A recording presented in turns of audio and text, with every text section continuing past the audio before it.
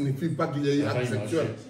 Et puis quand on parle, si réellement on parle que c'était l'acte sexuel, mais Dieu avait béni Adam et Ève, leur a dit d'être féconds. Ils devaient être féconds par quel moyen?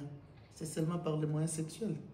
Comment la chose même que Dieu a béni pour qu'eux pratiquent devait devenir un interdit qui ferait que c'était un rapport sexuel entre les serpents. Parce qu'en disant ça, ça veut dire que le péché d'Adam et Ève était un rapport sexuel d'Ève avec les serpents. Mais pourquoi il a eu fécondation quand ils ont été chassés pas dans le jardin? C'était la question qu'on a posée ici. Il y a eu fécondation quoi? Non, pourquoi ils n'ont été féconds qu'après le jardin? Pourquoi ils n'ont pas eu d'enfants pendant qu'ils y étaient? Mais est-ce que la Bible nous dit d'abord ça? C'est combien de temps qui s'est passé entre les temps? C'est là aussi le problème. C'est très important pour nous d'avoir des idées par rapport à la longueur que Dieu donne de la vie de ces gens-là dans les premiers chapitres de la Bible, Genèse 1, 2, 3, voire même 4 et 5, ne doit pas être perçu par notre façon de voir la longueur. C'est là la faute. Si vous percevez comme ça, vous allez toujours vous retrouver en train de donner une interprétation forgée, qui n'est pas correcte. Donc, il ne faut pas dire qu'ils ont eu leur rapport après qu'ils soient chassés du jardin. Il n'y a aucun verset qui justifie ça.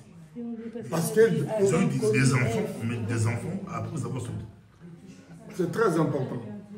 Le terme connu qui est employé dans ce texte-là ne signifie pas nécessairement qu'il y a eu cette relation-là était la première.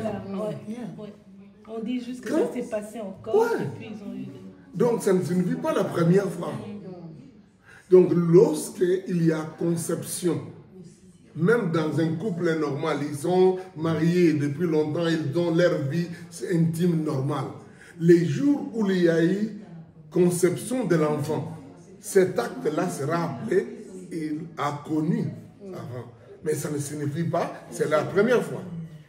C'est là où il y a eu naissance de fausses doctrines qui ont montré aux gens que tout acte même de couple sans qu'il y ait procréation est un péché. Vous voyez, donc c'est faux. Donc ce n'est pas la première fois qu'Adam et Ève ont eu leur relation. Mais seulement on sait que dans cette relation-là, il y a eu la conception de Caïn d'abord et il y a eu la conception de... Mais en dehors du jardin, c'est ça la question, c'est en dehors du jardin. Oui. Donc Caïn et Abel et Caïn ne sont pas dans le jardin d'Éden. Mais quelle qu'en soit la chose, qu'est-ce que vous voulez dire? Puisque c'est en dehors du jardin, les enfants doivent être mauvais, mais Abel était bon.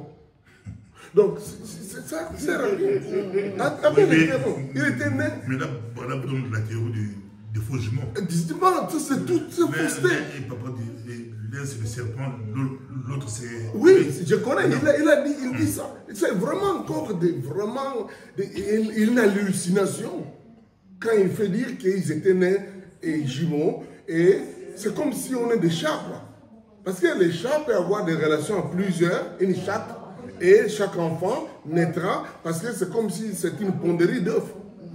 Non, les êtres humains ne se font pas concevoir comme ça. Ça peut arriver. Aujourd'hui, la science donne la parole. Ça dépend des laps de temps qui se passent. Mais ça peut arriver. Si c'est dans la femme a eu des rapports le même jour, avec des partenaires différents. S'il était dans une période de fécondité, c'est possible. C'est des cas très très rares, mais ça peut s'expliquer. Mais déjà là-bas, de dire que Satan, c'est le serpent qui a fait ça. D'abord, il n'y a aucun verset qui justifie ça. Il n'y a aucun texte, pas du tout. Dans les écritures de Branham, surtout à un moment donné, il commençait à partir un peu hors contexte biblique. Parce que quand le pasteur... Il voulait toujours impressionner. Oui, quand le pasteur dit, certains de ses enseignements commençaient à sortir un peu. Parce que ce que Dieu vraiment retenait, ce qui touchait Dieu, c'était plutôt l'acte d'obéissance à Satan.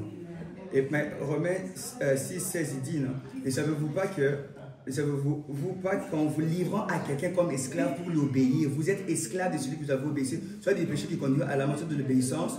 Et donc, c'était plus ça. Alors, du coup, maintenant, l'acte d'obéir à Satan, c'est ça un plus, je pourrais dire les péchés. C'était pas...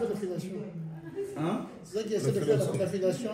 Et voilà, alors du coup, il a eu maintenant connaissance. Alors pour qu'il ne mange pas l'arbre de la vie, parce que sinon il allait être irrachetable, alors du coup, Dieu met des chérubins et pour l'écarter, parce que sinon ça allait être impossible. Donc ce n'était pas forcément où Satan, comme le pasteur dit quoi. Et concernant la longueur, le pasteur a raison parce que la longueur, dans 1 Pierre 2, il dit, ne savez-vous pas qu'un jour pour Dieu, 1000. Donc du coup, on ne peut pas dire que quand Dieu dit 1, c'est forcément 1. Parce que Dieu, ça vient maintenant à la question que vous avez posée. Adam et Ève étaient-ils créés les mêmes jours? Absolument. La Bible montre qu'ils avaient été créés les mêmes jours. Mais le problème pour nous, les jours là, vous percevez, c'est 24 heures. Voilà. Et là, il y a des preuves qui montrent que ça ne doit pas être un jour de 24 heures parce que quand Adam est créé, Dieu lui donne la tâche de la nomenclature. Il fait le tâche d'animer toutes ces choses. Il voit les animaux, il constate même que les autres sont comme ça. Moi, je n'ai pas. Donc ça ne se passe pas quand même du matin au soir. Donc, il y a des choses qui n'ont pas de sens que de qu'on ait s'accrocher mordicus sur 24 heures. C'est là qui m'avait convaincu. Donc, le même jour, ça peut être le temps. Ça peut être 1000 ans. L'époque, en fait, dans la même époque. Ça peut être 50 ans. Moi, je sais comment Dieu a constaté qu'il n'était pas bien, qu'Adam n'était pas bien. Il a vécu seul. C'est parce qu'il a vécu seul pendant un temps. Il s'occupait du jardin. Et Dieu le place déjà là pour s'occuper du jardin. C'est-à-dire, pendant un temps, il s'occupe vraiment du jardin, il arrange. Mais il n'a pas de femme. Et tout ça, ce n'est pas quelques heures seulement pour que Dieu en tire une conclusion. Maintenant, on va lui créer une femme. Alors maintenant, la vraie clé, c'est que l'heure ou les jours époque là, c'est important pour que ça ne puisse pas paraître comme si la femme est venue en retard. Parce qu'elle était dans la même époque. Je ne sais pas si vous comprenez. C'est pourquoi on dit que c'était toujours le 6e jour. Parce que sinon, il est né effectivement toutes les conceptions que les femmes sont des sous-hommes, ils avaient été créés comme pièces de rechange et tout ça. C'est pour ça que quand Dieu crée, Genèse dit il les créa homme et femme. Et aujourd'hui, il se crée, en fait pas il se crée, mais les gens veulent donner à ça, à cause de tous ces mouvements de féministes et de tout ça, il se crée des débats inutiles autour de ça. Cette notion de créer homme et femme n'a rien à voir avec deux personnes. Ça a à voir avec mâle et femelle. Et ça encore, c'est l'un des principes de modèle de la Bible. Mâle et femelle, c'est comme j'ai dit tout à l'heure, lumière et ténèbres. Il n'y a pas un problème d'opposition. Opposition ou des rapports d'importance. Dieu a compris que dans l'espèce humaine, pour qu'il y ait reproduction, il faudra avoir un mâle et il faut avoir une femelle. Parce qu'il a voulu ainsi. Il a voulu ainsi. Il y a d'autres espèces qui n'ont pas besoin de ça. Ça, c'est très important. C'est des choses que les gens disputent aujourd'hui parce qu'il y a les problèmes des lesbiennes, de tout ça. Ils viennent maintenant, on embrouille l'interprétation des textes de la Bible. Ça, c'est le plan de Dieu. Le plan de Dieu a voulu ça. Je sais qu'aujourd'hui, même au niveau des théologiens, il y a un grand débat qui se dit comment on doit, par rapport à la bioéthique, répondre au fait qu'une femme qui ne veut pas se marier, mais elle va avoir un enfant. Est-ce que c'est un péché ou pas? Si c'est un péché, le péché là s'appelle quoi?